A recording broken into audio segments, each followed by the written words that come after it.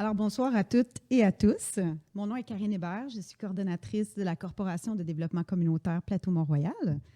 On est très heureux de vous accueillir ce soir pour ce débat électoral en vue des élections municipales qui auront lieu le 7 novembre prochain. À titre d'acteur fédérateur de l'Action communautaire autonome, la CDC Plateau-Mont-Royal croit à l'importance pour l'ensemble des partis politiques de débattre des enjeux cruciaux qui touchent le développement social dans notre quartier. Ce débat est une occasion unique pour vous de présenter vos idées ainsi que les grandes lignes de la plateforme de votre parti. Nous sommes très heureux de vous compter parmi nous. Et donc, ce soir, M. Luc Rabouin, maire sortant et candidat à la mairie, bienvenue. M. Chante Karabajac, candidat à la mairie.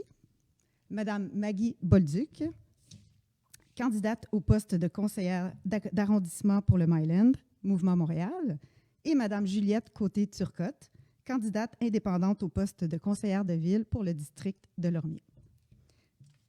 Merci d'être présent parmi nous. La CDC tient aussi à remercier les personnes issues du milieu communautaire ainsi que les citoyennes et les citoyens qui ont participé à l'élaboration de préoccupations, d'enjeux et de questions qui vous seront adressées ce soir. Nous tenons d'ailleurs à souligner la présence de 2 personnes qui sont parmi nous à titre de délégués afin d'adresser les questions aux candidates et aux candidats. Mme Anne Mitchell, secrétaire de la Table Alliance 3e âge et membre du Comité local en sécurité alimentaire, ainsi que Annie Legault du Comité logement Plateau-Mont-Royal. Enfin, nous tenons aussi à remercier les ateliers d'éducation populaire du plateau pour le prêt de la salle, l'équipe de la CDC, mes collègues Guillaume Grenon, Véronique Granger-Brodeur, pour la préparation de cette soirée, ainsi que Vincent Lorrain à la caméra. J'ai aussi le plaisir de vous présenter M. Martin Boire, à qui nous avons fait appel afin d'animer ce débat électoral. Détenteur d'un baccalauréat en sciences politiques et d'une maîtrise en pratique de recherche et action publique, Martin est directeur de la CDC de l'agglomération de Longueuil depuis 2013. Il réalise aussi des mandats d'animation d'assemblée pour le compte du Centre Saint-Pierre. Avant cela, il s'était impliqué pendant une dizaine d'années dans le milieu associatif étudiant au sein d'organismes environnementaux et comme attaché politique. Il a souvent été appelé à participer ou à gérer des campagnes de relations publiques et médiatiques, ainsi qu'à contribuer au développement de processus collectifs en développement communautaire. Alors, Martin, je vous laisse la parole. Merci beaucoup. C'est vraiment avec beaucoup de plaisir que je suis parmi vous pour ce débat. Je trouve que c'est un exercice qui est important, qui est fondamental dans une démocratie. Je tiens à remercier aussi toute la démarche que fait la CDC du plateau Mont-Royal d'avoir mobilisé la communauté, les acteurs du terrain pour identifier des préoccupations sur lesquelles vous pourrez intervenir. On le sait trop souvent, malheureusement, on discute d'enjeux économiques, mais on aborde trop peu souvent les enjeux de développement social, de développement communautaire et de lutte à la pauvreté. Alors, je trouve que c'est une belle opportunité qu'on a ce soir de pouvoir discuter de ces enjeux.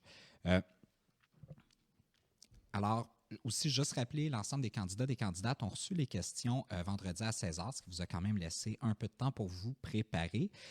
Les tours de parole ont été déterminés aléatoirement. Vous allez disposer d'1 minute 45 pour répondre à chacune des questions qui vous seront présentées par différentes personnes. Alors, pour commencer notre soirée, la première thématique qui sera abordée sera celle des aînés. Alors, la toute première question, on aura la chance d'avoir Anne Mitchell, secrétaire de la Table Alliance 3e âge, qui va vous présenter la préoccupation et la question. Madame Mitchell, la parole est à vous. Bonsoir. Les intervenants de la Table Alliance 3e âge Grand Plateau ont pu mesurer sur le terrain l'importance d'avoir pour les résidents des HLM aînés accès à du Wi-Fi, du moins dans les salles communautaires des HLM. L'Office municipal d'habitation de Montréal est en train de déployer un plan d'accès au Wi-Fi dans les salles communautaires des HLM de Montréal, mais la démarche prend beaucoup de temps et tout ce temps, des aînés restent sans ressources. Au plateau, sur 9 HLM aînés, 2 viennent tout juste d'avoir la connexion Wi-Fi. Enfin, sans accès au Wi-Fi, les résidents des HLM et plus largement du plateau ne peuvent même pas participer, poser des questions aux élus ce soir. La question, face à ce constat, Comment pensez-vous soutenir l'OMHM pour accélérer l'accès au Wi-Fi dans les salles communautaires des HLM aînés du plateau?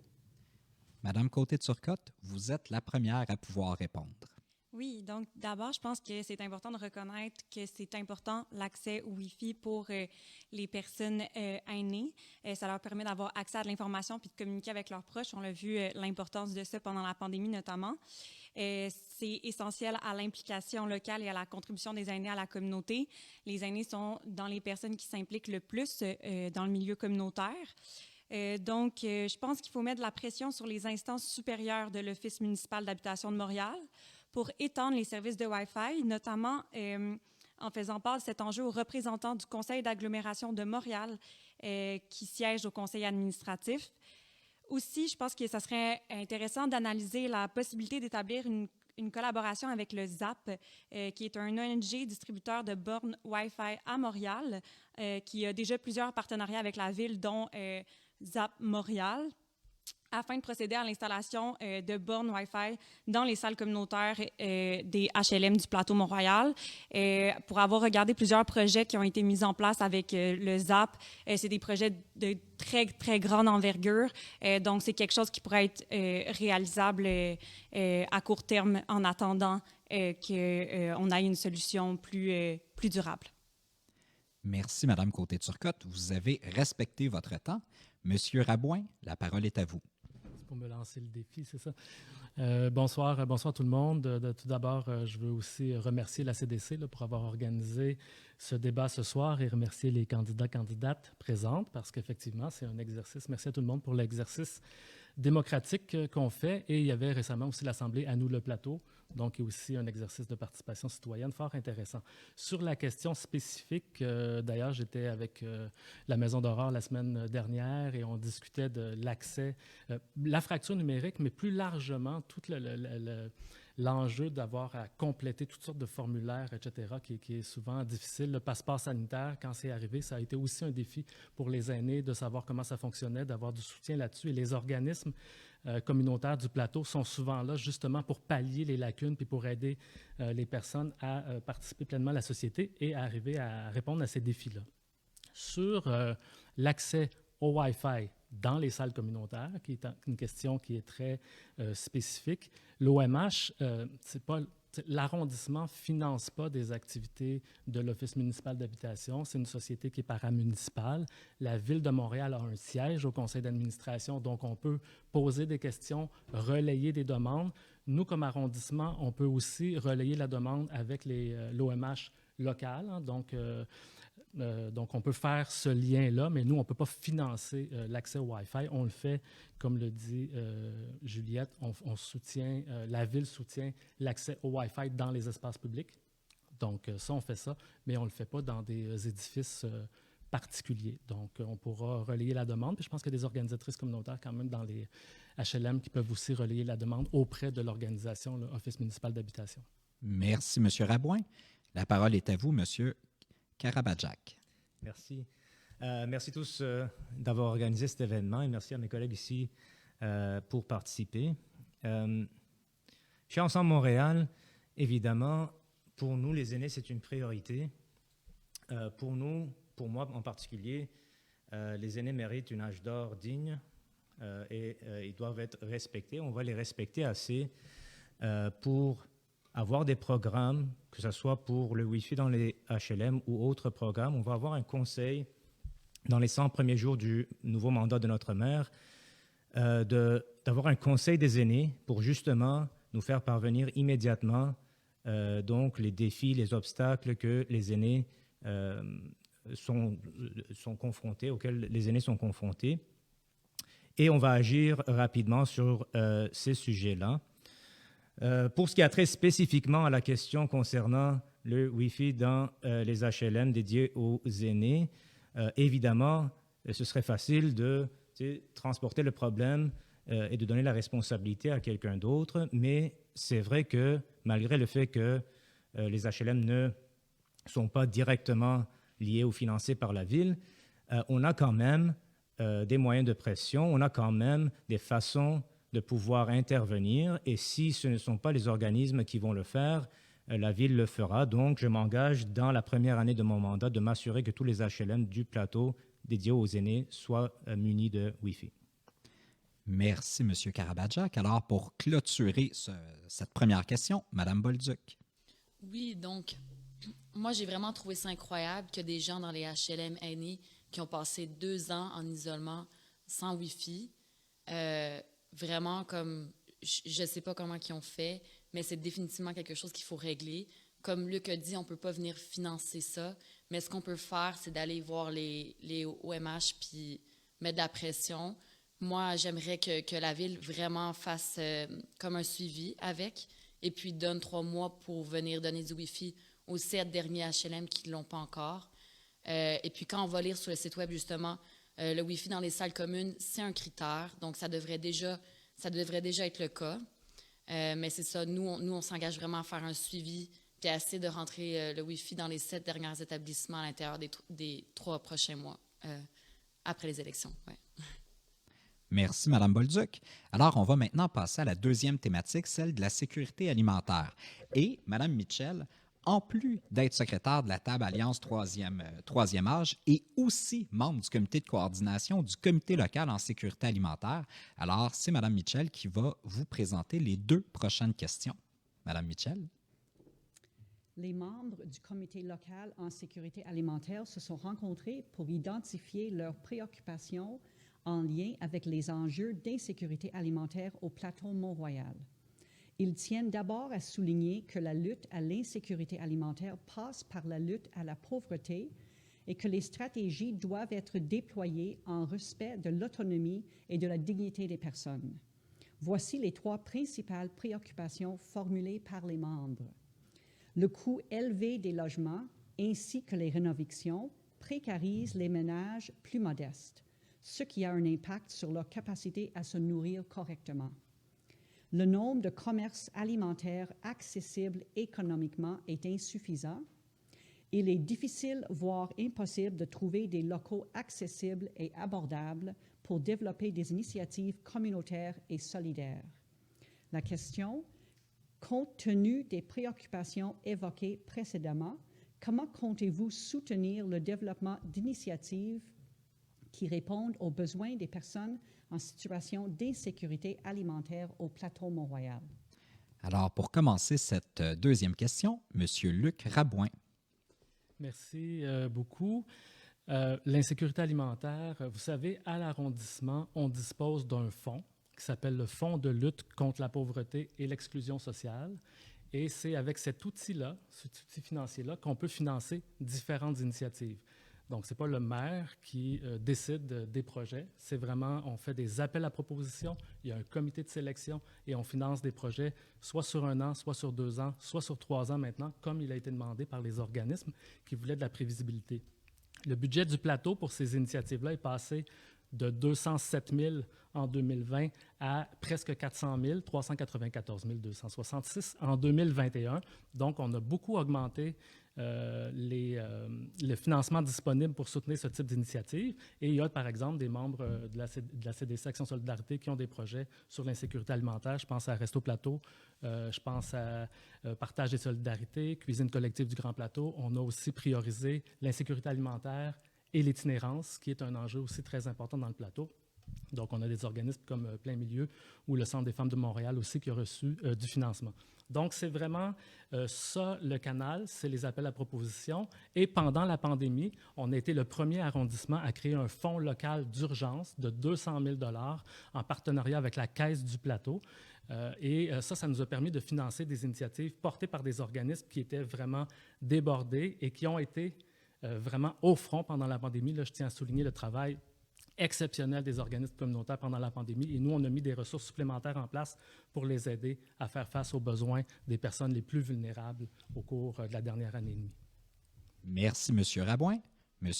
Karabadjak, la parole est à vous. Merci, Mme Mitchell, pour poser la question. Je suis heureux de voir que vous portez plusieurs chapeaux. Ce ne sont pas 2 crises qui sont distinctes quand on parle de logement et de sécurité alimentaire. Je suis ravi qu'on puisse parler de l'interconnexion de ces 2 sujets. C'est le sujet qui me passionne. Je peux en parler très longuement, mais je suis limité à la minute et demie qui me reste. c'est ce que j'ai étudié quand j'ai fait ma maîtrise au Royaume-Uni. C'est extrêmement important de voir la connexion entre logement et alimentation. La pandémie nous a montré comment c'est tellement précaire la situation de plusieurs personnes dans les déserts, comme on appelle les déserts alimentaires qui peuvent exister. Et donc, ça s'aligne extrêmement bien avec le programme de notre parti. Premièrement, pour ce qui a trait au logement, qui est directement associé avec l'insécurité alimentaire, c'est une question d'offre. Donc, on doit encourager le développement. Il y aura une question plus tard, on va en parler plus en détail. Encourager la construction de logements sociaux abordables, familiales, etc. Mais plus spécifiquement concernant l'insécurité alimentaire, ce qu'on prévoit faire, ce qu'on s'engage à faire, c'est évidemment créer des opportunités de synergie entre les différents organismes qui existaient déjà et les besoins de nos citoyens. On va notamment favoriser l'implantation d'agriculture urbaine, de places d'agriculture urbaine et utiliser comme tremplin pour favoriser l'alimentation et la sécurité alimentaire dans les logements. Merci beaucoup. Madame Maggie Bolduc, la parole est à vous. Oui, donc, comme ça a été aussi bien discuté, la situation de la sécurité alimentaire a comme été exaspérée par la crise du logement. Je pense que c'est quelque chose comme 1 personne sur 15 en ce moment sur le plateau a besoin de support alimentaire et ça continue à augmenter. Donc, les services qui sont là sont bien, mais clairement, on va avoir besoin de plus en plus d'aide. Et puis, le secteur communautaire est déjà en train de travailler avec un très petit budget et beaucoup de gens qui ont besoin d'aide. Donc, qu'est-ce que nous, on voulait faire, c'est d'aller augmenter le financement au niveau communautaire. Je pense qu'on est le seul parti qui veut prendre une partie du budget de la SPVM et puis le ramener au communautaire, justement pour faire de la prévention.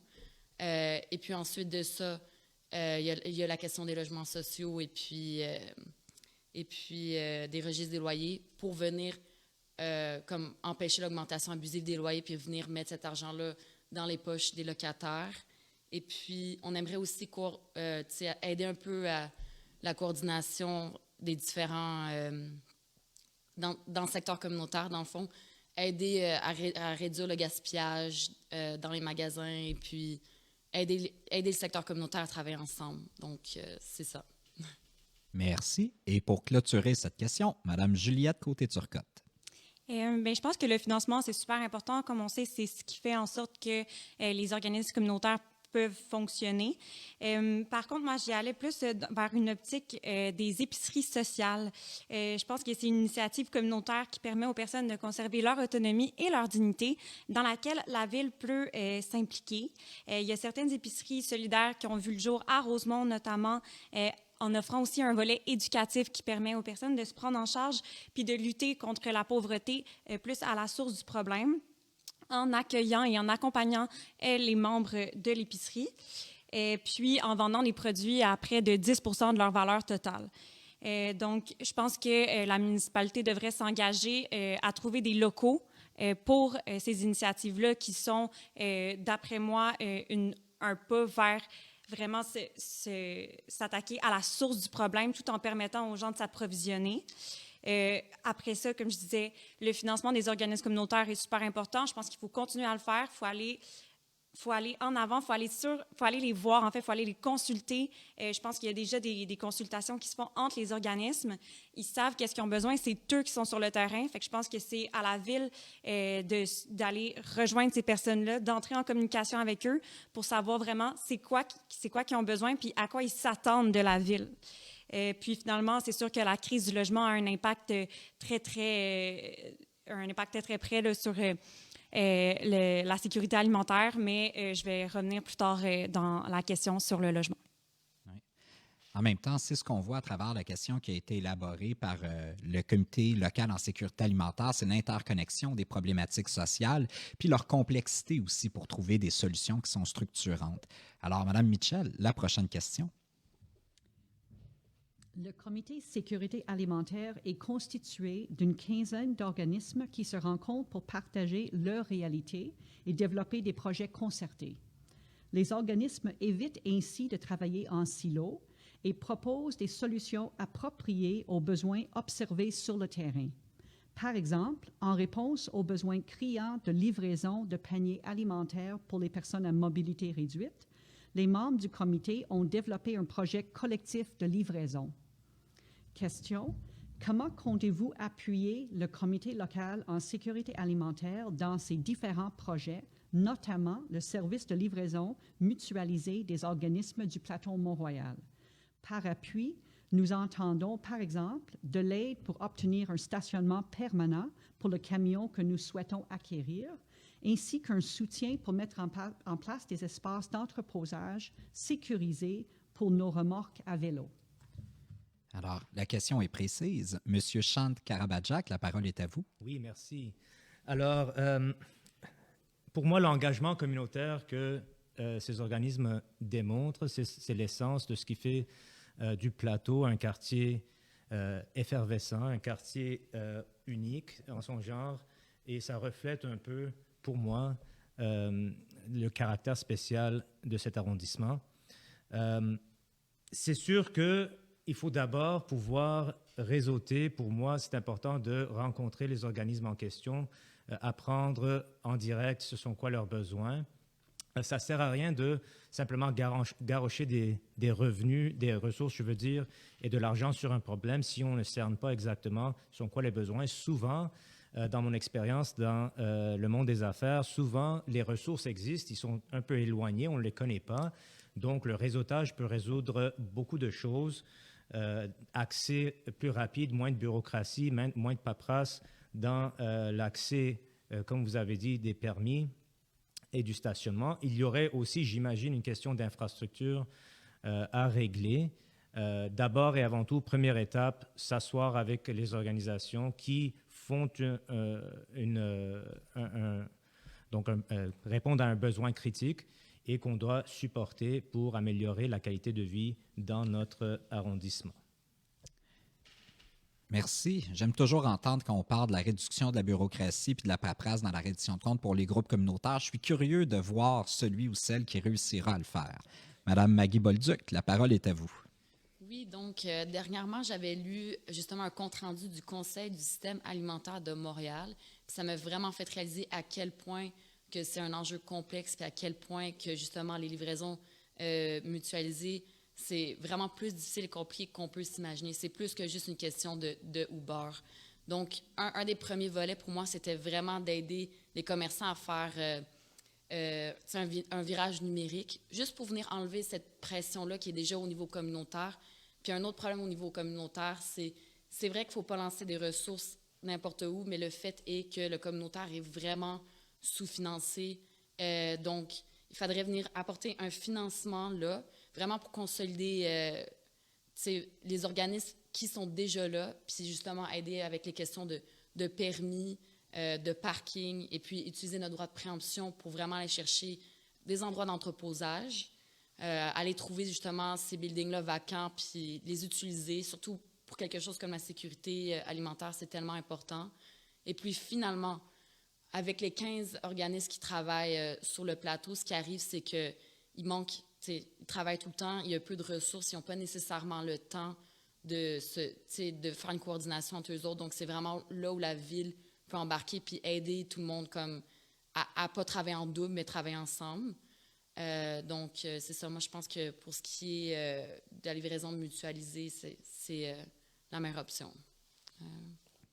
Puis, assurément, le contexte de la pénurie de main-d'œuvre ne vient pas aider les organismes communautaires dans leur capacité de travailler les uns avec les autres. C'est pour ça qu'on a des CDC. Madame Côté-Turcotte, la parole est à vous. Oui, bien, comme je le mentionnais plus tôt, je pense que la communication, c'est super important. La communication entre la ville puis les organismes communautaires. Les organismes communautaires connaissent leur domaine, savent c'est quoi la situation sur le terrain. Il faut que, pour régler les situations, il faut que des rencontres soient organisées entre les élus et les membres du comité de sécurité alimentaire afin d'évaluer quels sont les besoins sur le terrain. Vous venez de les identifier par rapport, certains, par rapport au stationnement.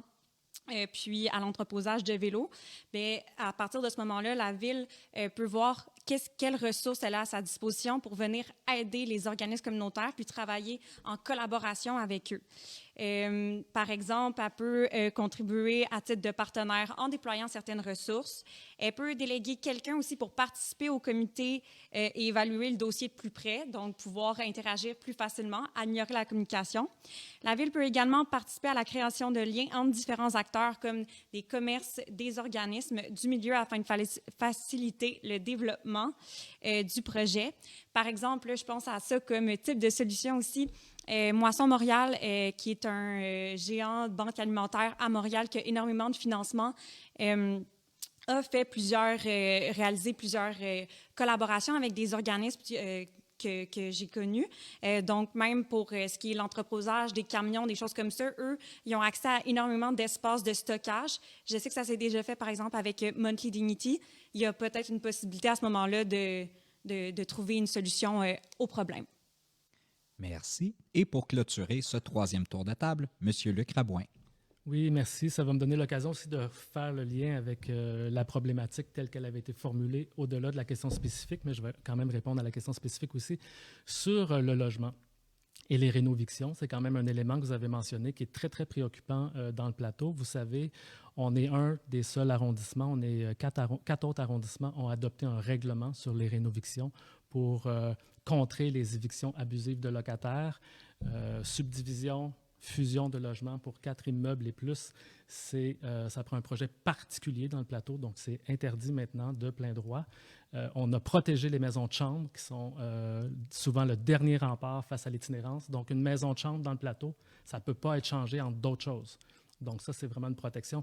Et, je veux juste le souligner, il n'y a aucun arrondissement d'Ensemble Montréal dans les derniers 4 ans qui a fait ce type de réglementation, juste pour qu'on sache de quoi on parle. Sur la question spécifique de livraison mutualisée, on est capable, et on a des liens réguliers quand même avec la CDC et nos équipes et nos élus. On a offert un stationnement pour la Wapikoni pour être capable d'offrir des services aux personnes en situation d'itinérance. Donc, c'est un stationnement qui est offert. Donc, c'est quelque chose qu'on fait. Donc, il faut faire la demande puis qu'on en discute, mais c'est quelque chose qu'on est très ouvert de voir comment on peut vous soutenir. On travaille actuellement à développer, vous savez, on a développé la livraison à vélo pour les colis. Il y a un espace à l'îlot voyageurs. Donc, on voit beaucoup des vélos de Purolator se promener, par exemple, dans le plateau. On veut avoir un hub aussi dans le plateau pour qui pourrait servir de transbordement. Et peut-être que là, il y a de la mutualisation possible pour des équipements, par exemple, sur des vélos cargo ou d'autres choses. Donc, il faut qu'on soit capable de regarder puis mettre des ressources ensemble, mais on est évidemment super ouvert à discuter ça avec vous. Merci. Merci, Mme Mitchell, pour vos questions. La prochaine, c'est moi qui me ferai le porte-parole de celle-là. Ce n'est pas moi qui l'ai rédigée. Alors, cette dernière question pour le volet de sécurité alimentaire, elle a été écrite par des citoyennes et des citoyens de l'arrondissement, des citoyens et des citoyennes qui sont impliqués notamment aux ateliers d'éducation populaire du plateau, aux cuisines collectives et à la Maison d'Aurore. Comme vous le savez, ces 3 organismes communautaires animent des jardins collectifs. Alors, pour préciser, on ne parle pas ici de jardin communautaire, mais plutôt d'espaces cultivés collectivement par un groupe de citoyens et de citoyennes. Il y a un constat qu'il y a un manque criant d'espace pour ces jardins. Alors, la question est la suivante.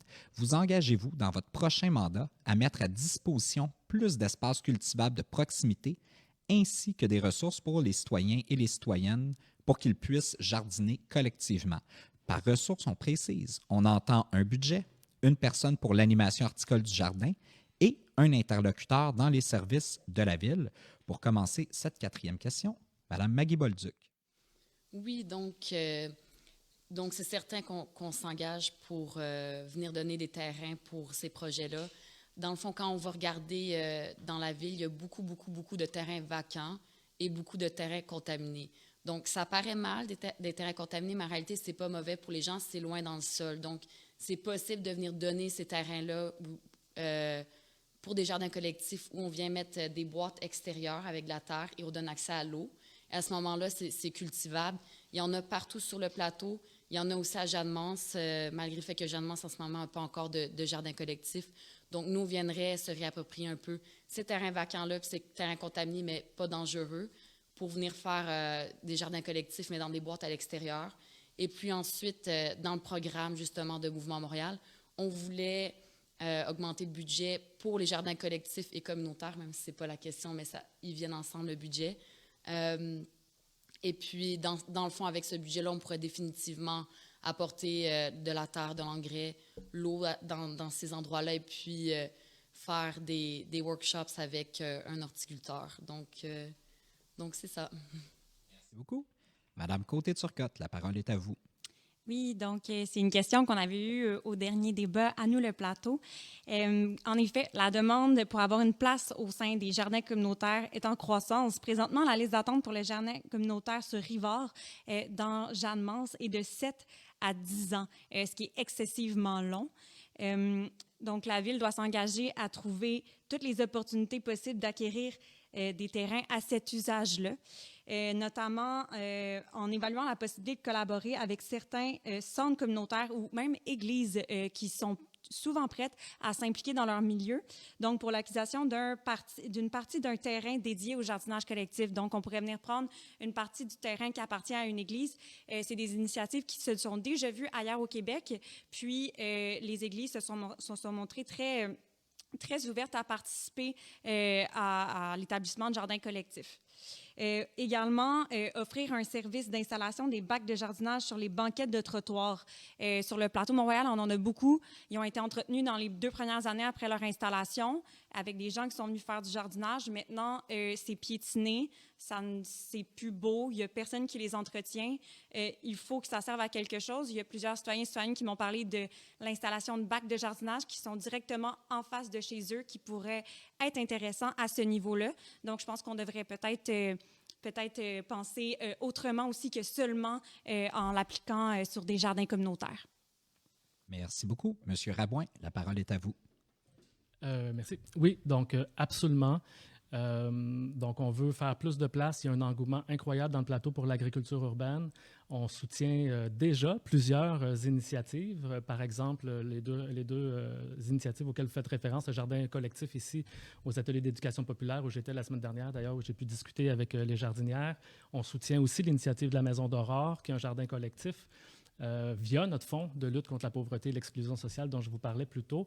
On soutient également le projet du Centre Paul Roulant qui va aménager dans les terrasses Roy qu'on est en train de réaménager sur rue. Il va y avoir un espace dédié à l'agriculture urbaine qui va être piloté par le Centre Paul, qui est un organisme du plateau, sur les terrasses Guindon, en bordure du parc Baldwin, qu'on est en train de retirer une bande de stationnement et on va en faire des espaces d'agriculture urbaine le long du parc.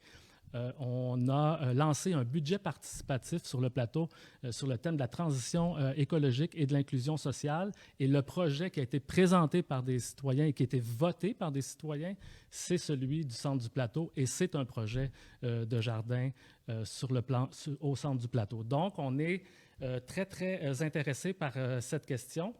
On a aussi soutenu un projet, on a un fonds des écoles sur le plateau, c'est unique, il n'y en a pas d'autre à Montréal, qui est financé avec les vignettes de stationnement. Et on a financé un projet à l'école au pied de la montagne, qui est un projet d'agriculture urbaine en milieu scolaire, dans la cour d'école. Donc, on a plein d'autres idées. D'ailleurs, on a l'école d'agriculture urbaine du cégep de Victoriaville qui vient de s'installer dans l'est du plateau, qu'on a déjà rencontré et ils sont super intéressés à travailler avec nous pour développer des initiatives dans le plateau.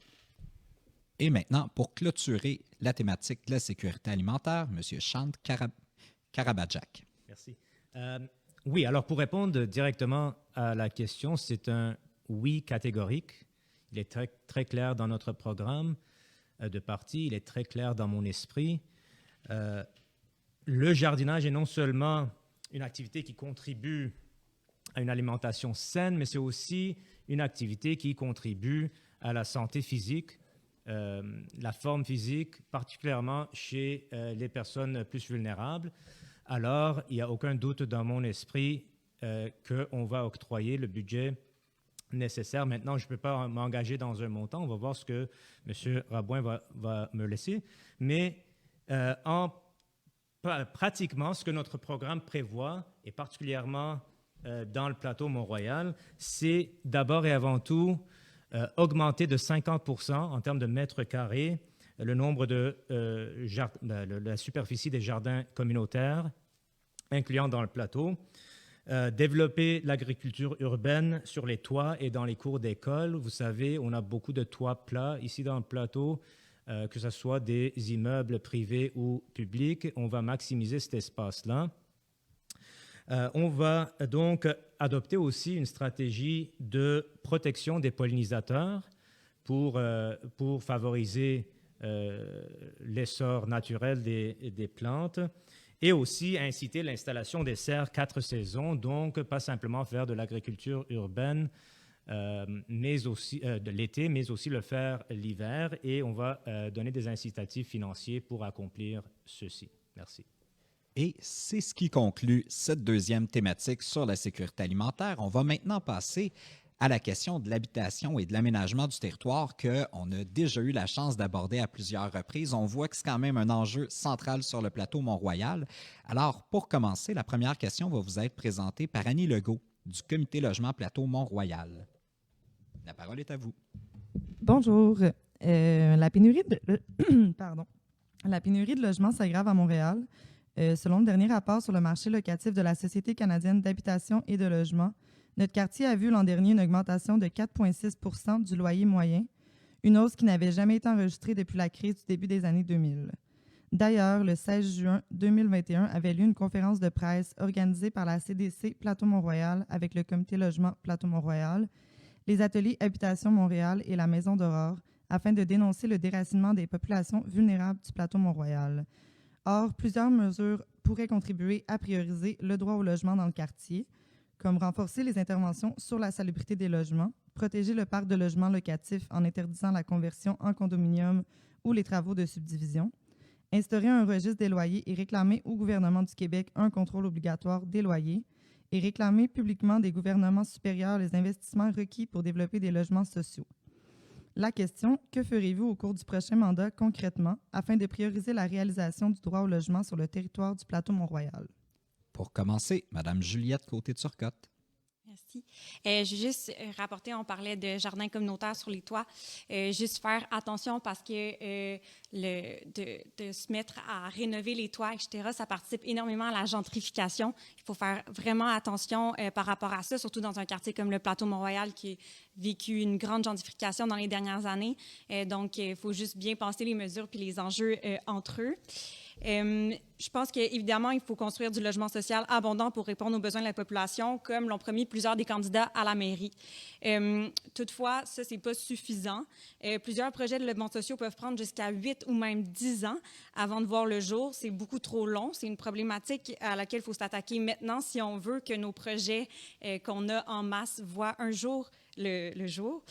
Donc, il faut ici une révision du cadre normatif des règles d'urbanisme et du code de bâtiment afin d'accélérer le processus de création du logement social tel que proposé par les organismes, par l'organisme Vivre en Ville. Il faut également que la Ville mette de la pression sur les autres paliers gouvernementaux afin d'obtenir une contribution financière accrue dans les logements sociaux. Depuis les années 90, le gouvernement fédéral a énormément coupé dans ce domaine-là. Il faut que ça soit récupéré. Puis, ce financement-là pourrait permettre aussi d'accélérer le processus de construction. Également, je proposais une taxe sur les propriétés multiples pour s'attaquer aux géants de l'immobilier. Également, l'acquisition de bâtiments vacants pour redonner à des initiatives ou communautaires ou coopératives. Puis, finalement, la reconstitution des conditions des permis de construction pour dire aux personnes qui doivent, les propriétaires doivent absolument loger les locataires pendant la durée des travaux. Merci beaucoup. Monsieur Luc Rabouin, la parole est à vous. Oui, c'est tellement un enjeu important que je ne vois pas comment je vais faire en 1 minute 45, mais vous allez m'arrêter, puis ça va être comme ça. Donc, si le marché libre fonctionnait, on le saurait, puis ça marcherait, puis on ne serait pas dans la plus importante crise du logement qu'on a des dernières décennies. Donc, pour nous, le logement, c'est un droit, ce n'est pas un bien de consommation. Et pour nous, ça ne va pas se régler magiquement en augmentant l'offre. Il ne manque pas de logement, il manque de logements abordables. C'est ça qu'on a besoin. Puis pour être capable de permettre à tout le monde de se loger à Montréal et dans le plateau, bien, ça va nous prendre des politiques publiques fortes et du courage politique. Puis on en a quand même pas mal à Projet Montréal de ça, parce que nous, on fait la politique par conviction. Pour agir sur la crise du logement, il faut intervenir sur 2 fronts.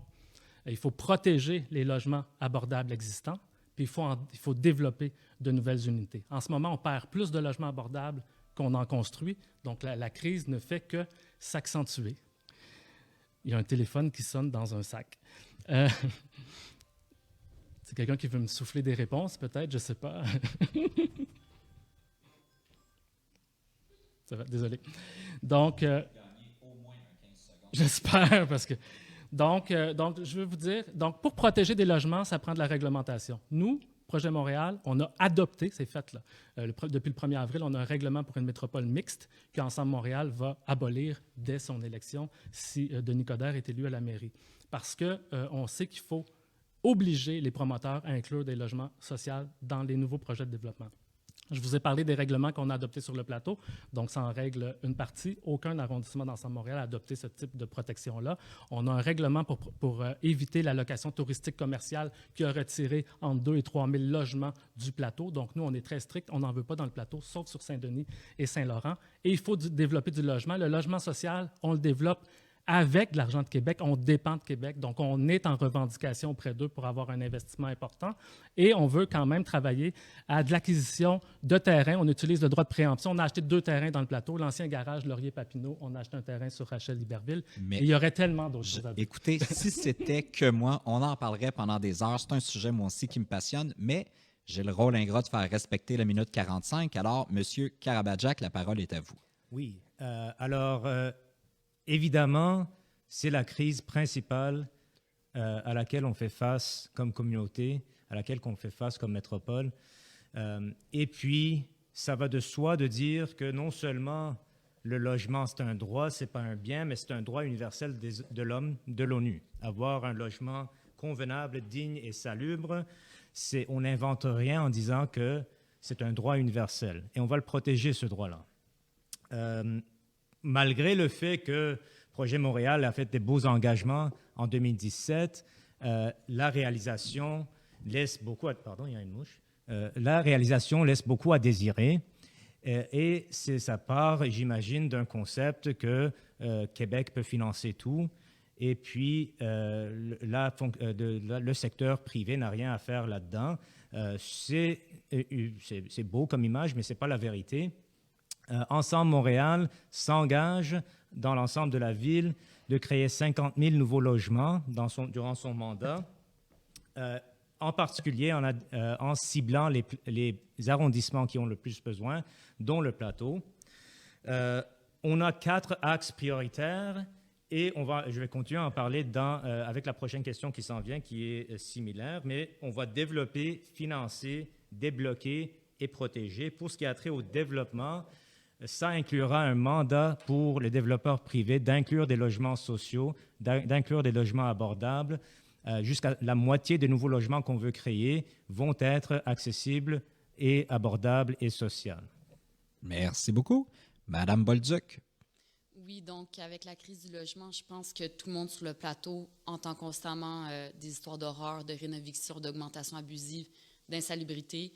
Puis pour ceux qui ont été assez chanceux pour ne pas le vivre, on ressent toute la pression des propriétaires en ce moment pour faire augmenter nos loyers. Mouvement Montréal s'est engagé à augmenter justement le budget pour le logement social de 2,9 à 11,9 % sur 4 ans.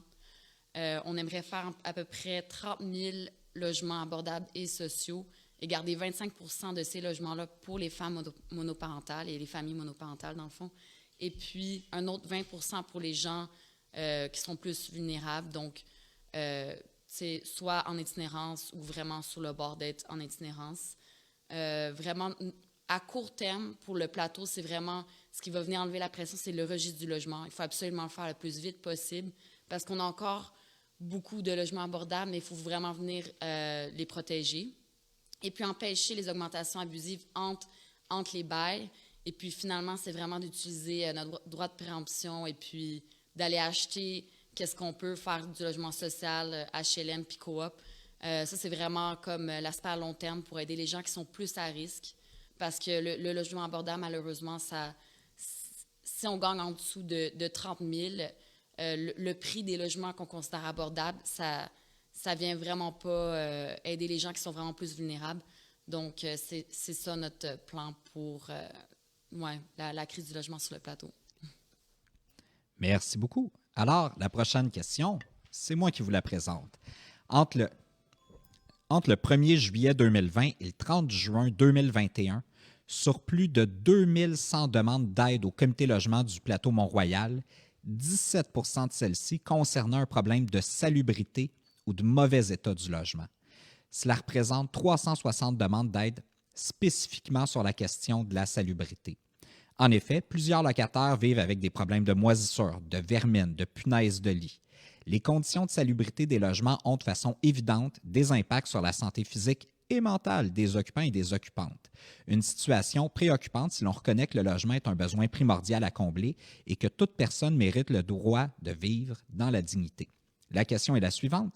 Quelles actions allez-vous poser afin de redresser drastiquement la situation des logements insalubres et obliger les propriétaires délinquants à rendre leur logement conforme aux standards de salubrité dans l'arrondissement du plateau Mont-Royal? Pour commencer, M. Luc Rabouin. Bon, c'est sûr que c'est un enjeu très criant sur le plateau et on est déjà en relation. D'ailleurs, on a une liaison directe avec le comité logement et notre équipe du plateau pour être capable d'être à jour et que nos équipes d'inspection puissent intervenir en collaboration. C'est un enjeu qui est aussi délicat parce que on veut surtout pas qu'un bâtiment soit déclaré trop vite insalubre parce que ça peut être un bon motif pour évincer les locataires. Donc, on est toujours dans une approche très humaine, très vigilante, de s'assurer que les gens sont dans des bonnes conditions de vie, mais que ça ne serve pas de faux prétextes pour mettre les locataires dehors puis finalement entreprendre des travaux majeurs. Donc, on est sensible là-dessus. On agit comme le 1150 Marianne, ceux qui se rappellent. Donc, c'est ce qu'on veut éviter. Et on va continuer d'investir. On sait que c'est un vrai problème. Le problème plus large du logement, pour les 30 secondes que je vais me permettre de compléter, on entend d'Ensemble Montréal qu'ils veulent construire 50 000 nouvelles unités de logement. Point. On ne sait pas combien de social, combien d'abordables, c'est des logements au marché. Il y a beaucoup de gens à Montréal qui, malheureusement, ne sont pas capables de se payer le prix du marché, particulièrement dans le plateau. C'est pour ça que ça prend des politiques publiques. Et le registre des logements, donc on a demandé en conseil municipal au gouvernement du Québec d'adopter un registre des loyers. Il a dit non. Donc, le projet Montréal s'est engagé à créer un registre obligatoire des loyers, en commençant par les édifices de 8 logements et plus, mais on veut l'étendre. Ensemble Montréal va faire un registre volontaire. Ça existe déjà. Les gens, ce qu'ils veulent, pourraient s'inscrire. Donc, c'est ça la différence qu'il faut des politiques plus courageuses, plus audacieuses. Et on a fait passer, Projet Montréal, le budget d'acquisition de terrain dédié à des logements sociaux de 1 million sous l'administration précédente par année à 10 millions par année. Et on s'engage à maintenir ce rythme-là parce que c'est ça notre rôle à la ville, c'est de fournir des terrains. Merci beaucoup. Ça tombe bien. Monsieur Karabadjak, la parole est à vous. Je ne veux pas faire un dialogue ni répondre directement à M. Rabouin, mais je me sens obligé de pointer un petit bout malhonnête peut-être, où il s'est trompé, M. Rabouin, en disant qu'on n'a aucun plan pour des logements sociaux. Au contraire, je viens de le dire tout à l'heure, je le répéterai, des 50 000 logements qu'on veut développer à Montréal, la moitié seront des logements sociaux abordables et pour les familles. Donc, je répète, si on veut être plus précis avec des chiffres, 24 000 au total, des 50 000 seront, à travers la ville, seront des logements sociaux abordables et pour les familles. Et donc, je continue en disant, particulièrement pour la protection et la salubrité, on parle aussi de registre de baux résidentiels. Évidemment, c'est quelque chose qui va fonctionner. Maintenant, les savoir comment on va l'implémenter et qu'est-ce qui est la meilleure façon de faire, mais c'est important de garder un contrôle là-dessus. On va aussi créer une banque de logements pour les familles qui se retrouvent sans logement adéquat à partir du 1er juillet pour les aider à transitionner ou transitionner vers un logement qui est plus adéquat pour eux. On va augmenter le financement des programmes de rénovation de la ville. Et pour ce qui a trait à l'insalubrité, on va demander aux propriétaires commerciaux d'effectuer tous les 5 ans une inspection indépendante 2. La première de ces inspections sera dans les 2 ans après le début de notre mandat. On va instaurer une taxe de logement insalubre qui augmentera à chaque année qu'il n'y a pas d'amélioration. On va augmenter drastiquement le montant des amendes pour les cas d'insalubrité. Et on va augmenter dramatiquement aussi le nombre d'inspecteurs et d'inspections tout en créant un programme d'inspection préventive. Merci beaucoup. Madame Bolduc, la parole est à vous. Oui, donc comme j'ai dit avant, il y a beaucoup d'histoires d'horreur sur le plateau. On entend beaucoup de punaises de lit, des problèmes avec la vermine. ou des choses assez simples comme beaucoup de gens n'ont pas de fan dans leur cuisine. Souvent, comme Luc avait dit, c'est utilisé pour réinviter les gens quand que la situation devient un peu hors contrôle. Puis à ce moment-là, quand la personne peut être réinvitée pour ces bases-là, c'est que ça donne une bonne raison au propriétaire de ne pas venir faire les rénovations de base. Donc, Mouvement Montréal s'engage à créer une licence pour les propriétaires. Et puis, à chaque année, les propriétés vont être inspectées. Et puis, à ce moment-là, il va y avoir une certification d'entretien adéquat qu'on va donner pour les gens qui passent l'inspection. Puis, il va y avoir une pression au niveau municipal sur les propriétaires qui tiennent leur logement dans des situations insalubres ou que la rénovation, l'entretien n'est pas adéquat. À ce moment-là, ça enlève un peu la pression sur le locataire d'être obligé d'apporter le propriétaire au tribunal. Dans ces cas, qu'il y a une crise du logement, les gens n'osent pas trop aller au tribunal avec leur propriétaire par peur de perdre leur unité. Donc, à ce moment-là, nous, on vient prendre cette responsabilité-là, puis on l'enlève sur le locataire, et puis on s'assure que les logements sont propres. Donc, c'est ça. Merci beaucoup. Pour clôturer le tour de table, Madame Côté-Turcotte. Oui, on parlait beaucoup de rénoviction. Je voulais juste terminer ma pensée par rapport au logement. Je pense que reconstituer les conditions des permis de construction, incluant ceux de rénovation, ça pourrait vraiment avoir un gros impact sur les rénovations. C'est une mesure qui a été mise en place à New Westminster, par exemple, d'obliger les propriétaires à héberger les locataires pendant la durée des travaux. Puis ça a été fait avec succès. On est passé à 0 rénoviction par an. Donc ça, puis finalement interdire l'utilisation des plateformes telles que Airbnb pour les établissements non reconnus comme hébergement touristique. Pour ce qui est de la salubrité des logements, c'est un problème énorme.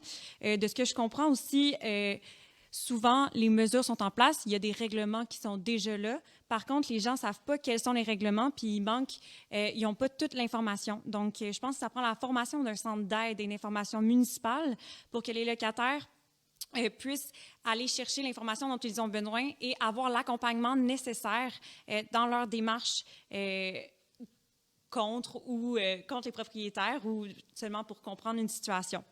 Il faut s'assurer qu'il y a un renforcement des interventions sur la salubrité des logements.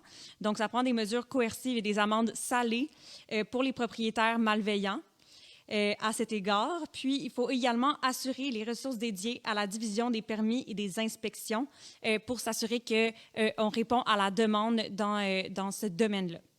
Merci beaucoup. Vous savez, hein, les acteurs, les actrices du milieu communautaire, c'est des gens de cœur, c'est des gens qui sont investis. C'est pour ça, souvent, qu'on porte de nombreux chapeaux. Ça contribue aussi, je trouve, à notre expertise, à notre connaissance fine des problématiques sociales. Alors, c'est pourquoi la prochaine question va à nouveau vous être posée par Annie Legault, mais à titre de membre du conseil d'administration de la communauté Saint-Urbain. Rebonjour. Donc, depuis l'annonce du statut excédentaire de l'Hôtel-Dieu de Montréal lors de l'annonce du déménagement du CHUM, un grand nombre d'acteurs communautaires locaux se mobilisent pour la requalification de ce site à haute valeur communautaire, historique et emblématique. La communauté Saint-Urbain développe un projet présentant une vision d'ensemble pour ce grand site public qui répondrait prioritairement aux besoins en logements sociaux et communautaires, notamment pour les familles. La question, comment est-ce que vous pourriez agir en appui à la vision que porte la communauté Saint-Urbain depuis près de 10 ans? Alors, pour commencer à répondre à cette dernière question de la thématique de l'habitation et de l'aménagement du territoire, M. Chant Karabadjak. Merci pour la question. Évidemment, c'est un projet d'envergure, c'est une vision intéressante. Je le suis pas aussi proche que j'aurais aimé dans les dernières années, mais je suis au courant de l'enjeu. Il est clair que la vision que porte la communauté Saint-Urbain s'aligne directement avec les principes et les engagements qui se trouvent dans notre programme. M. Coder et moi, nous sommes tous deux d'accord qu'il faut innover, être créatif pour surmonter la crise du logement et avec des projets qui ressemblent ou qui peuvent s'inspirer de la communauté Saint-Urbain. Alors, pour répondre directement à la question, je veux dire que je m'engage dans les 100 premiers jours de mon nouveau mandat à rencontrer le conseil d'administration de la communauté Saint-Urbain et de mieux comprendre leurs besoins. Maintenant qu'on peut voir un peu la lumière à la fin du tunnel de la pandémie, ce serait disons, un bon moment de reprendre, que ce projet reprenne le souffle et qu'on puisse l'implémenter. Et n'oublions pas que les partis politiques provinciaux ont pris un engagement, une résolution en 2018 concernant ce projet spécifique, et on va les rappeler de leur engagement. Et on va faire certain qu'on coopère et on réalise des projets de cet ordre-là.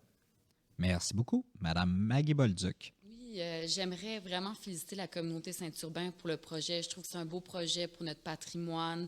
Je trouve que ça rend vraiment les valeurs du plateau au niveau du logement social et puis la vision communautaire et verte. Pour répondre à la question, comme on avait dit avant, on voulait augmenter le budget pour le logement social de 2,9 à 11,9 %. Puis c'est certain qu'une partie du budget irait dans ce projet-là, qui fit vraiment les valeurs du plateau.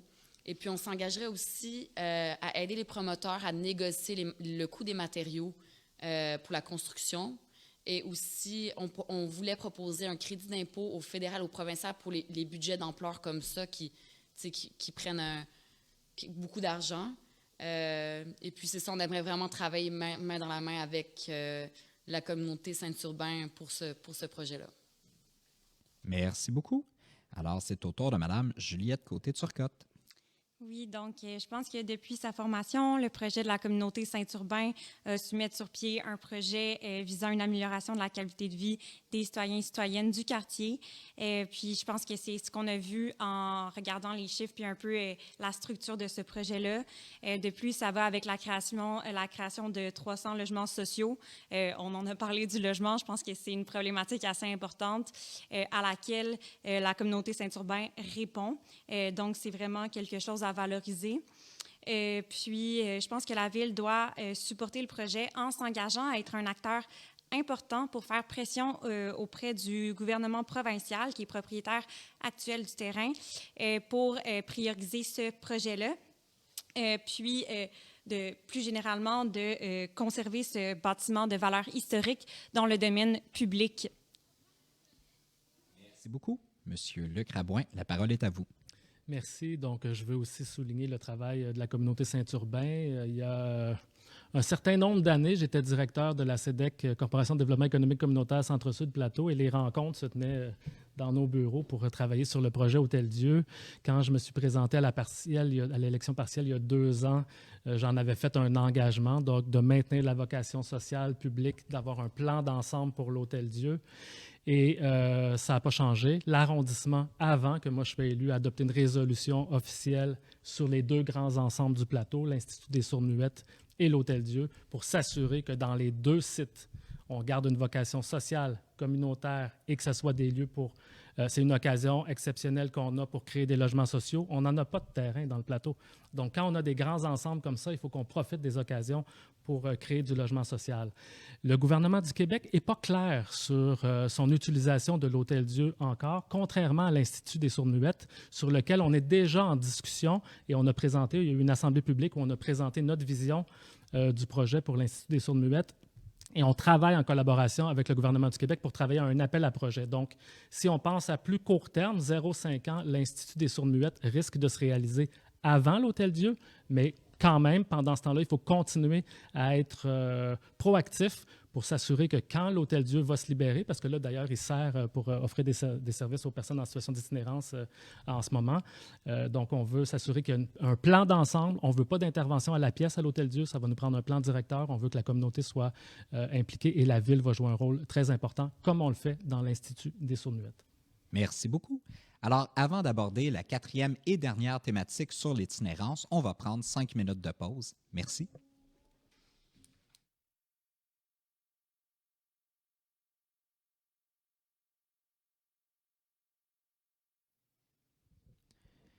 Alors, pour ceux et celles qui viendraient de se joindre à nous, bienvenue à ce débat électoral pour la mairie de l'arrondissement du plateau Mont-Royal. On aborde la dernière thématique de notre soirée, l'itinérance, un enjeu important. Alors, je vous présente la problématique. Le comité itinérance de la Corporation de développement communautaire du plateau Mont-Royal compte 21 membres.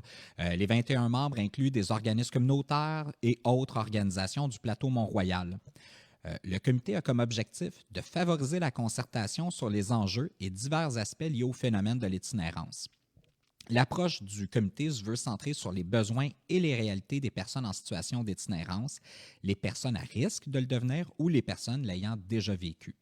Il y a plusieurs préoccupations qui ont été formulées par les organismes du plateau Mont-Royal œuvrant auprès de ces populations, notamment, je vous les nomme, le manque de services adaptés aux besoins des femmes en situation d'itinérance, la localisation des ressources sur le territoire du plateau, le démantèlement des campements qui n'offrent pas de solution à long terme et qui fragilisent davantage les populations déjà vulnérables, la nécessité d'une multiplicité d'approches et d'une diversité de propositions pour répondre aux besoins pluriels des personnes en situation d'itinérance et finalement, le manque d'installations sanitaires publiques accessibles gratuitement telles que des douches et des toilettes.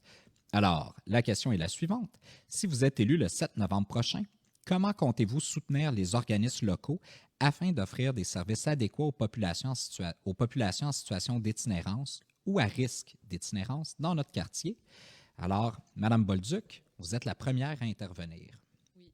Donc, j'aurais bien aimé que mon collègue John Tessé soit là, puisque justement, il travaille avec le Open Door Shelter, mais je pense qu'on a travaillé sur nos réponses ensemble. Donc, au niveau purement des ressources, comme j'avais dit auparavant, on veut vraiment prendre une partie du budget de la SPVM puis le ramener au communautaire, justement parce qu'on croit que la SPVM, c'est seulement une réaction, ça n'adresse pas tous les enjeux en dessous qui se passent pour prévenir, dans le fond, les conditions qui poussent les gens vers l'itinérance. Et puis aussi, on voulait faire 30 000 logements sociaux, dont 25 % qui iraient aux femmes qui sont à la tête des familles monoparentales et puis un autre 20 % aux gens dans des situations précaires. Mais pour vraiment venir aider les gens qui sont plus à risque, on a remarqué que c'est vraiment en transition que les gens sont plus à risque de tomber en itinérance. C'est pour ça qu'on voudrait faire un partenariat avec le système de santé, la DPJ et puis les services correctionnels, parce que c'est vraiment quand les gens quittent ces services-là, soit des centres de réhabilitation, les jeunes qui sortent du système seuls, sans parents, ou les gens qui sortent des services correctionnels, ils n'ont pas de support, ils n'ont pas de suivi. Puis à ce moment-là, nous, on voudrait faire un partenariat, puis vraiment faire un suivi avec ces gens-là. Est-ce qu'ils ont un logement? Est-ce qu'ils sont en capacité d'aller avoir une sécurité alimentaire? Vraiment venir faire un suivi au niveau de la ville dans ces périodes de transition-là pour pas que les gens retombent tout de suite dans la rue. Et puis justement que les ressources qu'on a mises dans le système ne soient pas perdues, qu'on ne soit pas obligé de recommencer à chaque fois. Donc, c'est vraiment là-dedans qu'on s'engage. Merci beaucoup. Madame Côté-Turcotte, la parole est à vous. Oui, bien, je veux souligner, c'est des très bons points que Maggie a fait. Je pense qu'à ce niveau-là, il faut également rencontrer le comité avec les différents organismes afin d'évaluer quels sont les besoins sur le terrain afin de mieux comprendre l'enjeu puis savoir comment est-ce que la Ville peut directement intervenir. Je pense qu'il faut également déléguer une personne de la Ville responsable du dossier de l'itinérance afin de mieux répondre à la demande croissante puis de mieux gérer un peu la communication. Puis, finalement, la Ville doit trouver tous les moyens qui sont en son pouvoir, en collaboration avec les acteurs concernés, pour s'attaquer à la source du problème de l'itinérance et mettre en place un plan préventif plutôt que curatif. Comme Maggie l'a précisé, par exemple, avec le SPVM, mettre à terre les installations extérieures, ça ne vient pas régler le problème, ça vient que mettre encore plus de pression. Je pense qu'il faut revoir la façon dont on gère les problèmes de société. On doit s'attaquer à la source du problème, venir voir vraiment c'est quoi. Le problème ici, c'est la pauvreté. Donc, je pense vraiment qu'il faut commencer à avoir un modèle plus préventif dans l'ensemble de nos interventions que curatif, parce qu'on ne pourra pas toujours continuer à mettre des band-aids de manière coercitive pour arriver à nos fins. Merci beaucoup. Monsieur Luc Rabouin, la parole est à vous. Merci. L'itinérance, c'est un phénomène qui est en croissance très importante depuis la pandémie. Quand on parle avec les intervenants, on n'a pas les chiffres exacts, mais on parle d'un ordre de grandeur qu'il y aurait 2 fois plus de personnes qu'avant dans la rue. Et si on suit un peu l'actualité, on va voir que ce n'est pas juste à Montréal, c'est aussi dans toutes les grandes villes, mais c'est aussi à Terrebonne, Saint-Jérôme, des endroits où on n'a jamais été confronté à cette situation-là. Donc, on a vraiment une situation en termes de phénomène de société qui est très, très grave en ce moment. Donc, il faut intervenir, il faut ajouter des ressources, bien évidemment. Il y a des gens qui ont été projetés dans la rue parce qu'ils ont perdu leur logement, etc., et qui étaient pourtant, ils étaient fragiles, mais ils étaient dans une situation beaucoup plus stable avant. Deuxième élément, l'itinérance, c'est un enjeu de santé publique qui relève principalement du gouvernement du Québec. Évidemment, la Ville a un rôle à jouer et elle le joue, l'arrondissement aussi, mais on a besoin d'avoir le gouvernement du Québec autour de la table parce qu'il y a des ressources pour intervenir. On a, dans notre fonds de lutte contre la pauvreté et l'exclusion sociale, prioriser l'itinérance. Donc, on a soutenu plusieurs initiatives dans les dernières années. On a mis plusieurs ressources en place. L'arrondissement a sorti un budget exceptionnel pour aider, par exemple, une équipe de médiation sociale du Centre Amitié autochtone. Et on a accueilli très favorablement l'annonce du gouvernement du Québec d'investir 280 millions, donc hier, annonce faite à l'Hôtel-Dieu. Donc, il était temps, c'est ce qu'on demandait, un plan à long terme, pas juste des solutions à la pièce, pas juste des solutions par été, saison été, saison hiver. Ça nous prend un plan sur 5 ans. Le gouvernement l'a annoncé hier. On est très content. Projet Montréal a annoncé qu'il doublait son budget dédié à l'itinérance de 12 à 24 millions pendant le prochain mandat. Merci beaucoup. La parole est à M. Chand Karabadjak. Merci. C'est évidemment un enjeu très grave. Il n'y a personne qui a choisi d'être en situation d'itinérance. C'est un devoir social de venir en aide à nos concitoyens qui souffrent de ce fléau. Moi, ce qui m'intéresse, c'est la Ville de Montréal. Et je fais écho un peu à l'annonce qu'on a faite récemment. Ensemble Montréal a fait une annonce importante concernant l'itinérance. On a dit, à travers la ville, qu'on aura particulièrement dans les arrondissements plus concernés, comme les arrondissements centraux, le plateau, etc., de doubler le nombre de patrouilleurs de l'équipe de soutien aux urgences psychosociales, je vais le lire parce que je ne connais pas par cœur, et de l'équipe mobile de référence et d'intervention en itinérance du service de police de la Ville de Montréal. Ils ont l'expertise nécessaire, ils sont des partenaires là-dedans. Ce n'est pas simplement une question de faire des interventions ou de criminaliser l'itinérance. Ce n'est pas le cas, ce n'est pas ce qu'on veut faire. Ce qu'on veut faire, c'est aider les gens à trouver une façon de s'en sortir, particulièrement et plus précisément en offrant 1800 logements permanents avec des services d'accompagnement psychosocial d'ici les 4 prochaines années, dont un tiers des unités sera réservé aux femmes et un autre tiers aux Premières Nations et à la nation inuite. Merci beaucoup. J'aurais été effectivement surpris qu'on ne parle pas de logement social quand on parle de l'itinérance. Effectivement, c'est une situation, vous l'avez nommé, qui s'est propagée, qui s'est accentuée pendant la pandémie. On l'a vu notamment sur le territoire de Longueuil avec une accentuation du nombre de personnes itinérantes dans les rues. Alors, assurément, la prévention est une clé pour s'attaquer à cette problématique. La prochaine question, un peu plus spécifique que la précédente, elle a été formulée par l'équipe de travail de la CDC du plateau Mont-Royal à partir des préoccupations de leurs membres, préoccupations qui ont été nommées lors d'une assemblée. Je vous la présente à Montréal comme dans les autres grandes villes canadiennes. Le phénomène des campements de fortune est en augmentation.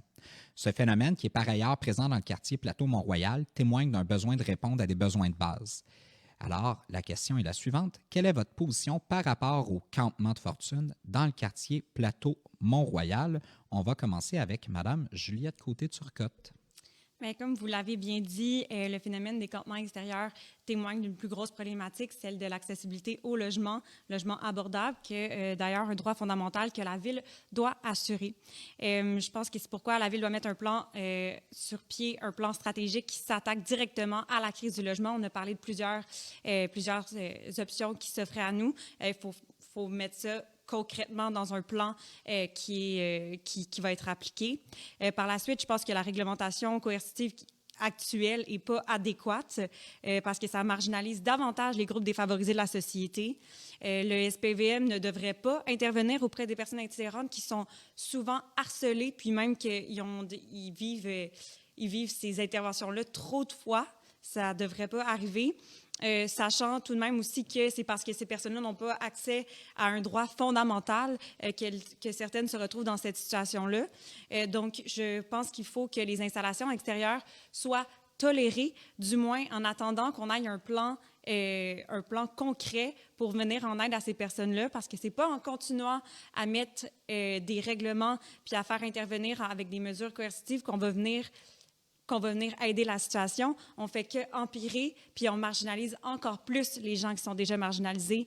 Donc, je le redis une dernière fois, le SPVM ne devrait pas intervenir auprès des campements pour les personnes itinérantes. Ça ne devrait juste pas avoir lieu. Merci beaucoup. Monsieur Luc Rabouin. Oui, en fait, je suis content qu'on ait parlé de logement aussi parce qu'il faut intervenir en prévention. En prévention, bien, plus les gens vont être dans un logement et qui vont pouvoir y habiter, moins ils vont se retrouver à la rue. Donc, évidemment, il faut protéger les locataires qui sont dans les logements et il faut s'assurer qu'on construit plus de logements sociaux qui sont à un prix que les personnes qui sont moins nantis peuvent se payer. Ceci étant dit, les gens qui se retrouvent à la rue, souvent, n'ont pas seulement un besoin de logement. Et si on les mettait dans un logement tout seul, sans soutien communautaire, ils seraient possiblement en difficulté et ils se retrouveraient dans la rue dans quelques mois. Donc, ça prend du logement avec des services et les services de santé, les services sociaux, dans le cadre institutionnel dans lequel on est, relèvent du gouvernement du Québec. Et c'est pour ça que l'annonce du 280 millions, c'est une bonne nouvelle parce que le gouvernement embarque, répond à notre demande. Je ne sais pas si vous savez, mais moi, en conseil d'arrondissement, je l'ai dit, j'ai écrit directement au ministre Carman pour qu'il nous aide dans la situation particulière qu'on vit dans le quartier Milton Park, qui est une situation de crise sanitaire, une crise de santé publique et de sécurité publique. Et enfin, on a reçu de l'aide, une bonne écoute, un investissement, et il y a aussi une cellule de crise qui a été créée. Sur les campements spécifiquement, pour moi, ce n'est pas une solution. Il faut des ressources, il faut des services, il faut accompagner les intervenants. Nous, on a financé une équipe mixte, Centre Amitié Autochtone, policiers, donc pour intervenir ensemble. On veut gérer les campements de manière humaine, avec empathie, mais on ne peut pas accepter que les campements se multiplient dans les quartiers centraux de la ville. On ne court pas après les tentes, mais quand les tentes sont à proximité des résidences et qu'il y a des enjeux de sécurité, on ne peut pas les tolérer. Merci. Effectivement, le soutien communautaire en logement social, ce parent pauvre de l'investissement gouvernemental auprès de l'action communautaire. Ensuite, M. Chand Karabadjak, la parole est à vous. Merci. Donc, notre principe Ensemble Montréal, c'est d'avoir une ville accessible à tous et habitée par tous. Ça inclut nos concitoyens en situation d'itinérance. On va y répondre au plus vite et de manière adéquate. La solution n'est pas de la judiciarisation des personnes en situation d'itinérance. Donner des contraventions, détruire les campements n'est pas la solution à long terme. Ma collègue Mme Black l'avait bien dit quand elle a souligné qu'avec Milton Park et les campements de fortune, nous avons vu que la Ville de Montréal a un rôle à jouer en matière de santé urbaine, particulièrement pour maintenir le tissu social. Et j'ajouterai qu'il ne devrait pas y avoir de paternalisme non plus, dans le sens que ça ne revient pas à la Ville de dire aux personnes dans une situation d'itinérance quels sont leurs besoins. On va les approcher, on va savoir avoir une vision globale de ce qu'ils ont besoin et répondre adéquatement aux besoins qui vont être des solutions durables et non des solutions ponctuelles. Pour ce qui a trait de l'espace public en général, on a besoin en termes de société, peut-être ce n'est pas la priorité aujourd'hui, mais on devrait penser en termes de société une nouvelle disons, définition de ce que c'est l'espace public, quand c'est accessible à qui. On doit disons, élargir un peu cette définition-là et établir un nouveau cadre pour ce qui a trait de l'utilisation de l'espace public. Merci beaucoup. Madame Bolduc. Oui, donc, Mouvement Montréal s'engage à suspendre les démolitions des campements jusqu'à ce qu'on ait assez de logements sociaux pour tout le monde. Comme c'est là, c'est ça, la démolition de ces campements-là, c'est marginaliser des gens qui sont déjà à risque Et puis, le message qu'on envoie, c'est qu'on n'a pas d'alternative, mais qu'on veut juste pas voir la situation. Donc, pour nous, on va arrêter les démolitions de ces campements-là et puis on va investir vraiment dans le secteur communautaire et puis venir aussi construire des logements sociaux. Et puis, on voudrait vraiment comme un peu encadrer les campements et puis diriger les gens vers les ressources, justement pour pas que la situation dans les campements se rempire. Mais pour ce qui est des campements eux-mêmes, on va pas... on suspend toutes les démolitions jusqu'à ce qu'on puisse loger ces gens-là d'une façon adéquate pour eux. Comme qui a été dit, les consultations avec ces communautés-là, c'est important pour que le logement et les services fassent du sens avec leurs besoins. Donc, c'est notre engagement. Merci beaucoup. Alors, on passe maintenant à la 10e et dernière question de ce débat. Mais je vous rassure, après cette question, vous disposerez encore d'1 minute 45 pour faire une synthèse de ce que vous avez dit. On est généreux comme ça. Alors, je vous présente. Actuellement, le plateau Mont-Royal compte très peu de ressources d'aide permettant aux personnes en situation d'itinérance de prendre une douche. De plus, ces ressources sont concentrées dans l'ouest du plateau. L'accès à des installations sanitaires publiques est donc un réel enjeu dans la presque totalité du territoire.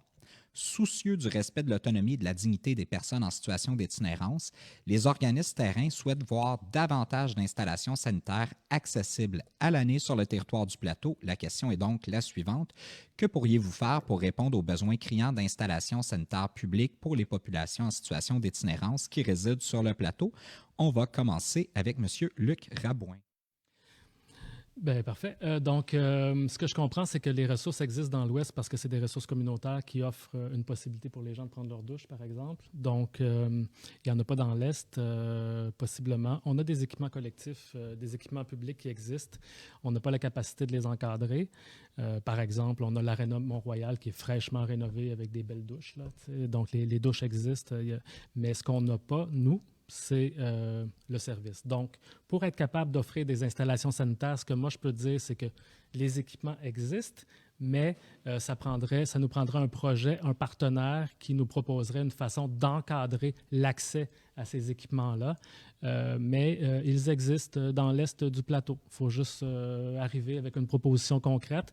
Puis comme je vous dis, depuis le début, on a un canal pour soumettre des projets quand on a besoin de financement. C'est le Fonds de lutte à la pauvreté et l'exclusion sociale. C'est ça notre enveloppe budgétaire dont on dispose. Donc, s'il y a un projet d'accompagnement puis qui utiliserait des équipements publics, moi, je suis très ouvert à discuter de cette situation-là. Merci beaucoup. Monsieur Karabadjak. J'apprécie la réponse de M. Rabouin, mais ça me fait vraiment pointer le doigt sur le bobo dans cette situation-là. C'est le fait qu'on attend que quelqu'un d'autre fasse quelque chose pour être, disons, réactif à la situation. On a besoin d'un changement de la culture. On a besoin de favoriser l'inclusion, la dignité humaine et l'accompagnement pour une meilleure qualité de vie. Ensemble Montréal prévoit augmenter dramatiquement le budget en matière d'itinérance par au moins 60 millions de dollars dans les 4 prochaines années. Dans le plateau, je vais puiser dans ce budget-là pour remédier aux besoins des personnes en situation d'itinérance, particulièrement en termes d'hygiène. Si les équipements existent déjà et si on attend quelqu'un pour nous approcher pour réaliser un projet, on va aller nulle part. Ça va rester dans le sous-sol du stade olympique à accumuler des poussières. Alors, ce qu'il faut, c'est du leadership, de l'application et de l'exécution, et c'est ce qu'on va apporter dans ce dossier-là. Merci beaucoup. Madame Maggie Bolduc, la parole est à vous. Oui, donc, nous, on a constaté qu'en fait, c'est ça, on pourrait le faire. À court terme, l'idée que notre parti en a eue, c'est qu'on a déjà des installations dans les grands parcs. Il y a des toilettes, ils sont propres, ils sont belles, puis il y a déjà l'accès à l'eau. Il faudrait juste venir construire une douche et puis ensuite donner accès à des produits d'hygiène et puis avoir un personnel là, qui nettoie et qui surveille un peu la situation. Mais sinon, à court terme, c'est totalement faisable. Il s'agit de construire 1 ou 2 unités de douche dans les chambres de bain, dans les grands parcs, qui sont déjà là, qui sont déjà installés puis qui sont déjà gérés, dans le fond. Donc, à court terme, c'était notre idée. Puis à long terme, on aimerait faire une consultation justement avec les gens en itinérance pour voir c'est quoi leurs besoins, c'est où le meilleur endroit où vraiment bâtir ces installations-là à long terme, et puis c'est quoi la meilleure approche dans le fond. Mais à court terme, on irait vraiment faire ça dans les installations existantes dans les parcs. Merci beaucoup. Madame Juliette Côté-Turcotte. On a parlé beaucoup de douches. Les sanitaires, je pense que ça inclut également les toilettes. Donc, moi, j'ajouterais installation et ou accessibilité en masse de toilettes publiques non genrées, accessibles à tous et toutes à travers la ville, 24 heures sur 24. Les toilettes, c'est un besoin essentiel. Ça ne devrait pas être réservé entre 8 heures et 9 heures du soir ou peu importe c'est quoi les heures. On doit également assurer leur entretien et leur accessibilité. Puis finalement, on parlait de la situation des femmes en situation d'itinérance, la mise en place de distributeurs de produits d'hygiène menstruelle gratuits ainsi que des récipients pour en disposer dans les toilettes publiques d'hommes et de femmes, parce qu'on parle de la situation des femmes itinérantes, les personnes trans itinérantes en vivent encore plus. Donc, je pense qu'il faut venir agir à ce niveau-là. Pour ce qui est des douches, à la lumière de mes recherches et des consultations, l'installation de douches publiques, admettons, dans des parcs, ça semble assez complexe. Je pense que, justement, pour voir un peu qu'est-ce qui est possible de faire avec les installations qu'on a déjà en place, il faut entamer une démarche en collaboration avec les acteurs concernés pour parvenir à répondre à ce besoin essentiel, démarche dans laquelle je suis présentement engagée en collaboration avec plusieurs organismes communautaires et intervenantes du milieu. Merci beaucoup. C'est ce qui vient conclure la dernière question de ce débat. Mais vous avez droit à un mot de la fin. S'il y a des propositions que vous voulez mettre de l'avant, si vous voulez revenir sur certains enjeux, vous disposez d'1 minute 45. On va continuer dans le même ordre qu'on s'est donné depuis le début. Alors, la parole va à M. Chand Karabadjak. Merci. Alors, juste pour boucler la boucle sur les sujets abordés, premièrement et avant tout, il faut avoir une discipline, une efficacité dans la gestion de nos ressources. Ce n'est pas seulement en se fiant au gouvernement provincial qu'on va se financer, ce n'est pas uniquement en imaginant qu'on a les capacités de fournir 2 logements à chacune des personnes qui en ont besoin. Non, on n'a pas ce genre de ressources-là. Il faut être efficace, il faut être stratégique, il faut être ciblé. Il faut pouvoir utiliser les ressources qu'on a déjà à bon escient. Le réseautage dans les organismes à but non lucratif, les organismes communautaires, c'est important et c'est souvent la première étape pour résoudre des situations. Le partage des connaissances, le partage des meilleures pratiques, ça fonctionne et dans le secteur privé que dans le secteur non gouvernemental ou public. Je vais ajouter qu'en termes d'habitation, c'est l'enjeu majeur de notre société. C'est interrelié avec et l'alimentation et l'écologie, les changements climatiques. Ce sont des enjeux entrereliés, interconnectés. On va devoir les résoudre d'une façon globale, harmonieuse, en augmentant l'offre de logements disponibles, tout en s'assurant que il y a du justice sociale dans le développement de ces logements et en s'assurant que les besoins alimentaires, les besoins de fourniture et d'équipement sont répondus. Et finalement, en termes d'itinérance, je veux dire rapidement que j'ai déjà parlé des ressources qu'on va élaborer et distribuer, donc je vais finir là-dessus. Merci beaucoup. Madame Maggie Bolduc. Oui, je pense que les grandes lignes à retenir pour mon parti, c'est vraiment d'essayer de gérer le plateau moins en réaction et plus en prévention. Ça veut dire vraiment comme prendre une partie du budget de la SPVM, puis venir le mettre dans les services communautaires, puis voir la valeur que le communautaire joue vraiment sur le plateau. Et puis ensuite, construire des logements sociaux et puis faire des registres du logement justement pour prévenir l'augmentation abusive des loyers et donner une option pour ceux qui ne peuvent pas vraiment être dans l'immobilier. Ou sinon, c'est vraiment venir au niveau de l'itinérance, c'est vraiment d'accompagner les gens qui sont en transition et puis faire un suivi avec eux et puis encore une augmentation du budget au communautaire pour les services. Donc, c'est ça. Merci beaucoup. Madame Juliette Côté-Turcotte. Oui, donc pour clore, je pense qu'on a abordé plein de points importants qui ont rapport avec les organismes communautaires qui font travail extraordinaire à tous les jours. Je pense que c'est important de les supporter puis de les consulter.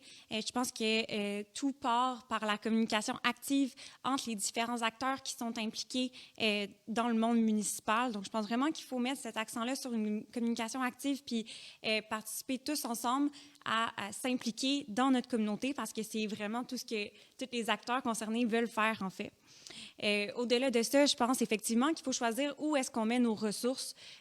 Comme Maggie l'a précisé, je pense qu'il faut agir plus préventivement que curativement parce que là, nos ressources, elles sont plus gaspillées qu'autre chose, notamment par rapport au SPVM, point qui n'est pas beaucoup revenu, mais il n'y a pas beaucoup de... À part Mouvement Montréal, je tiens à préciser qu'il n'y a pas de candidat à la mairie qui souhaite réduire le budget du SPVM et dans les dernières années, l'administration en place ne cessait de l'augmenter malgré les demandes citoyennes de diminuer ce budget-là. Donc, ce budget pourrait être réalloué notamment à ce fameux fonds pour vaincre la pauvreté ou à des organismes communautaires qui agissent directement sur le terrain avec les itinérants, avec les personnes en situation de pauvreté et de précarité économique pour leur venir en aide et leur permettre de pouvoir s'épanouir. Merci beaucoup. Et le mot de la fin, M. Luc Rabouin. Merci. Bien, tout d'abord, je veux remercier les candidates et les candidats pour cette soirée, l'organisation, bien sûr. Je veux aussi dire à tout le monde que notre programme complet pour le plateau, 111 propositions, dont une grande partie sur le logement, est disponible sur pmr.projetmontréal.org. Et je n'ai pas vu les plateformes locales des autres partis en ligne. J'imagine qu'ils vont le faire bientôt. Ou si c'est le cas, bien, juste nous dire, je ne l'ai pas trouvé.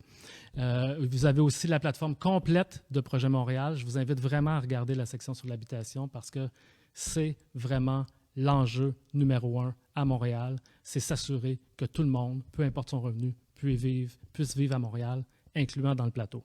Et pour ça, ça prend des politiques fortes, ça prend un programme audacieux. Ce n'est pas le libre marché qui va régler le problème.